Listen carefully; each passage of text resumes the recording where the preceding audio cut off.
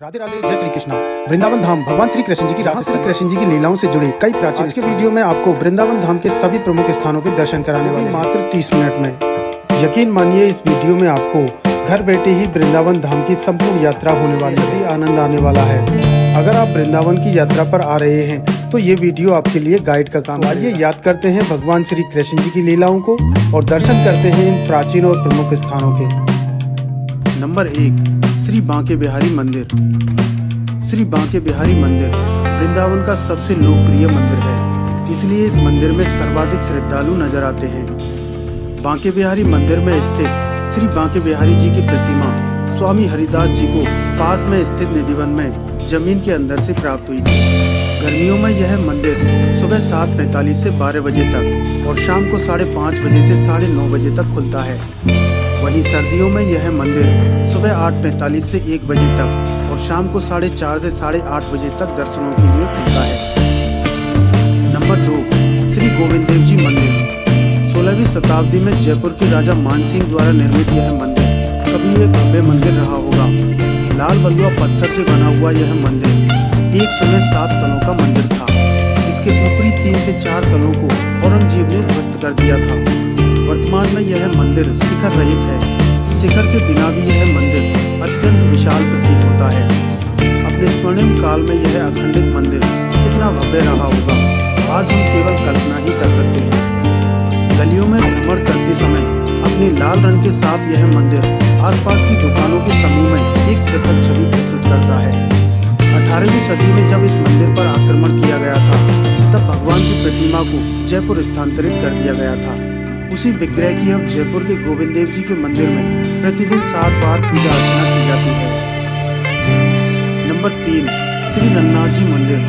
रंगनाथ मंदिर वृंदावन के सबसे बड़े मंदिरों में से एक है। इसे रंगजी मंदिर भी कहा जाता है।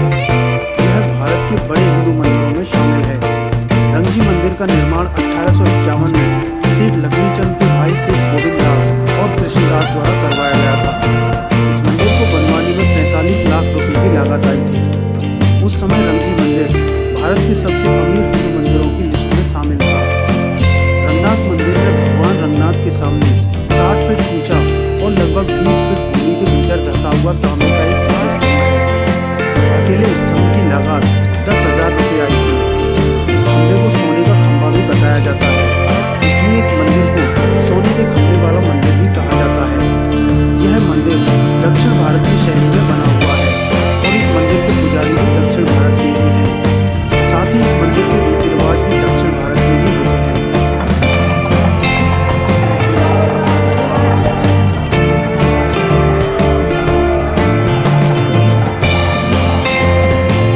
इस मंदिर में भ्रमण करते समय आपको दक्षिण भारत के मंदिरों जैसा ही अनुभव होता है। तो आप जब भी वृंदावन आए तो रंगजी मंदिर के दर्शन जरूर कीजिएगा।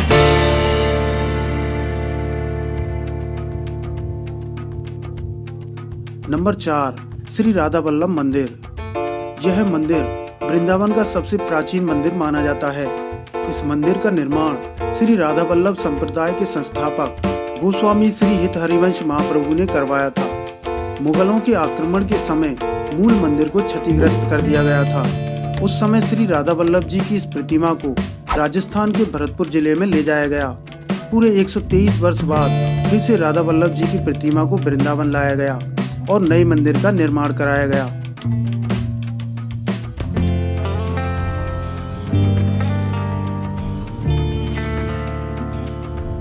नंबर 5, श्री मदन मोहन मंदिर। इस क्षेत्र के अनेक मध्यकालीन मंदिरों की भांति यह मंदिर लाल बलुआ पत्थर द्वारा निर्मित है।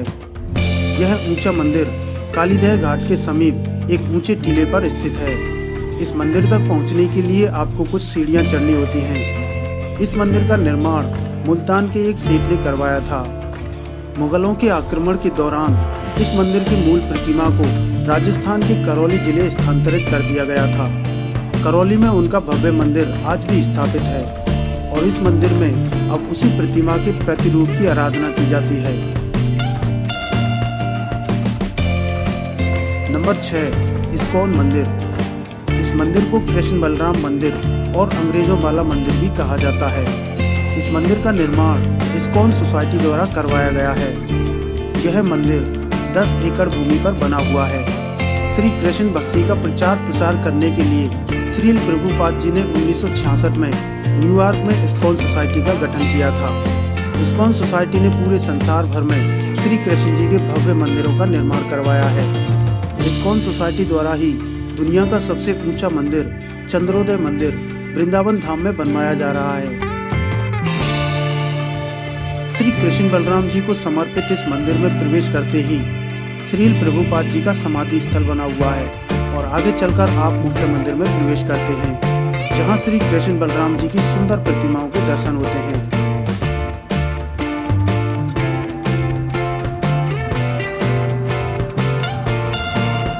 यहाँ प्रातःकाल राधा कृष्ण जी की आरती होती है, जिसमें विदेशी भक्तों को भारतीय संस्कृति में देखा जा सकता है।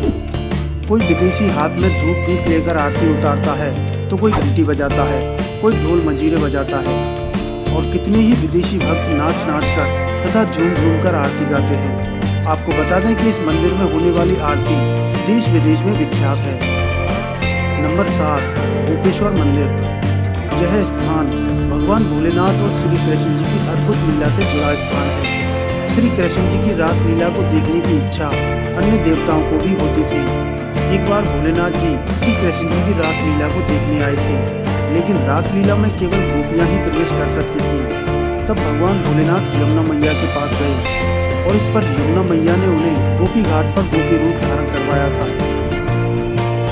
इस मंदिर में भगवान भोलेनाथ गोपी रूप में विराजमान है, इसलिए भगवान भोलेनाथ को यहाँ गोपेश्वर महादेव के नाम से जाना जाता है। गोपेश्वर महादेव जी का ये मंदिर वृंदावन के प्राचीन मंदिरों में से एक है।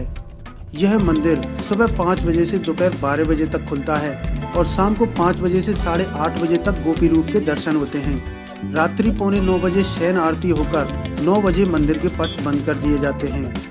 नंबर 8, निधिवन और सेवाकुंज। निधिवन और सेवाकुंज दोनों ही श्री कृष्ण जी की रास लीला से जुड़े स्थान हैं। ये पीलू के वृक्षों के छोटे छोटे जंगल हैं, जिन्हें अभी भी सुरक्षित किया हुआ है। कहा जाता है कि ये सभी वृक्ष रात में गोपियों का रूप लेकर श्री कृष्ण जी के साथ रास लीला करते हैं। दोनों ही स्थानों पर बीच में बने हुए रंग महल में श्री राधा कृष्ण जी को भोग और श्रृंगार का सामान रखकर शयन कराया जाता है और सुबह 5 बजे जब रंग महल को खोला जाता है तो सारा सामान अस्त व्यस्त मिलता है। रात के समय इन वनों में से सभी जीव जंतु बाहर चले जाते हैं। नंबर 9, राधा रमन मंदिर। इस मंदिर को वृंदावन का सबसे पवित्र और पूजनीय मंदिर माना जाता है। इस मंदिर का निर्माण 1542 में गोपाल भट्ट स्वामी जी के निवेदन पर करवाया गया था। इस मंदिर में गोपाल भट्ट स्वामी जी के सेवित विग्रह श्री राधा रमन जी की पूजा की जाती है। मंदिर में स्थित श्री राधा रमन जी के विषय में कहा जाता है कि स्वामी गोपाल भट्ट जी 12 शालिग्रामों के साथ वृंदावन में आए थे। उनमें से दामोदर शालिग्राम से श्री राधा रमन जी प्रकट हुए।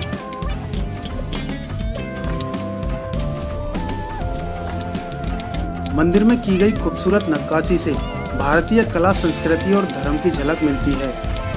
यह मंदिर सुबह 8 बजे से दोपहर 12 बजे तक और शाम को 3 बजे से रात्रि 8 बजे तक खुलता है।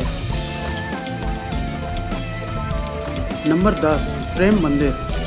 यह मंदिर वृंदावन के सबसे खूबसूरत मंदिरों में से एक है। इस मंदिर का निर्माण जगत गुरु कृपालु जी महाराज ने करवाया था। इटालियन मार्बल पत्थर से बना हुआ यह मंदिर नागर शैली में बना हुआ है। इस मंदिर का शिलान्यास 14 जनवरी सन 2001 को जगत गुरु कृपालु जी महाराज ने किया था। इस मंदिर को बनाने में राजस्थान और उत्तर प्रदेश के लगभग 1000 शिल्पकारों ने मिलकर कार्य किया था और मंदिर को बनने में 11 वर्ष का समय लगा। 17 फरवरी सन 2012 को मंदिर में प्राण प्रतिष्ठा की गई। श्री राधा कृष्ण जी को समर्पित इस मंदिर के चारों ओर की हरियाली और झांकियां बेहद ही खूबसूरत हैं। जन्माष्टमी पर यहाँ विशेष इलेक्ट्रॉनिक झांकियां सजाई जाती हैं और रात्रि में रंगीन फुहारों का शो भी दिखाया जाता है। यह मंदिर वृंदावन के अन्य मंदिरों की भांति सुबह 5 बजे से दोपहर 12 बजे तक और शाम को 4 बजे से 8 बजे तक खुलता है। राधा रानी मानसरोवर। यह एक सरोवर है जो वृंदावन से 5 किलोमीटर की दूरी पर है। वृंदावन से श्री राधा रानी मानसरोवर जाने के लिए आपको यमुना पार करनी होती है।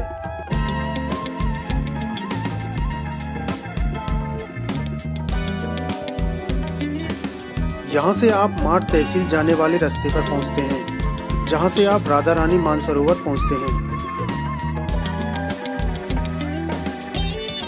मानसरोवर के पास कई मंदिर स्थापित किए गए हैं, जिनमें से एक मंदिर श्री गोपेश्वर महादेव जी का मंदिर है।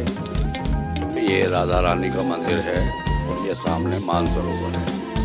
इस पूरे क्षेत्र को राधा रानी मानसरोवर के नाम से ही जाना जाता है। यहाँ राधा रानी भगवान कृष्ण से महाराज में मान करके यानी रूठ के विराजमान, भगवान कृष्ण से रूठ के आई हैं तो उनकी प्रेम ग्रह में उनके नेत्रों से आंसू बहे हैं।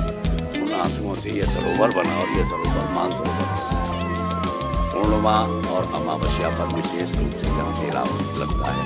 काफी धार्मिक श्रद्धा से भारी मात्रा में लोग आते हैं और दर्शन करते हैं। यहाँ मूल रूप से फागुन बदी एकादशी को मेला लगता है, जिसमें राधा वल्लभ संप्रदाय के लोग यहाँ समाज गायन करने आते हैं और राधा अष्टमी का मेला बहुत धूमधाम से मनाया। मीराबाई मंदिर। श्री कृष्ण जी की अनन्य भक्त मीराबाई को कौन नहीं जानता। आज से लगभग 550 वर्ष पहले सन 1524 से 1539 तक मीराबाई 15 वर्ष तक वृंदावन में रही थी। यहाँ आज भी उनकी वह भजन कुटी सुरक्षित है, जहाँ मीराबाई घंटों श्री कृष्ण जी की भक्ति किया करती थी। इसी भजन कुटी में श्री कृष्ण जी उन्हें दर्शन भी दिया करते थे। मीराबाई जी के देवर ने उन्हें मारने के लिए फूलों की टोकरी में सांप रखकर भेजा था, जो शालिग्राम में बदल गया। वह शालिग्राम आज भी इस मंदिर में रखा हुआ है। इसके अलावा इस मंदिर में श्री राधा रानी, श्री कृष्ण जी और माता मीराबाई की सुंदर प्रतिमा स्थापित है। यह मंदिर निधिवन और शाहजी मंदिर के पास स्थित है और इस मंदिर की देखभाल यहाँ के सेवायत श्री प्रद्युम्न प्रताप सिंह जी करते हैं। सन 1979 में बनी सुपरहिट फिल्म मीरा में मीराबाई का किरदार निभाने वाली अभिनेत्री और मथुरा की सांसद हेमा मालिनी मीराबाई जी की भक्ति से प्रभावित होकर लगभग 20 वर्षों से इस मंदिर में दर्शन करने आती है।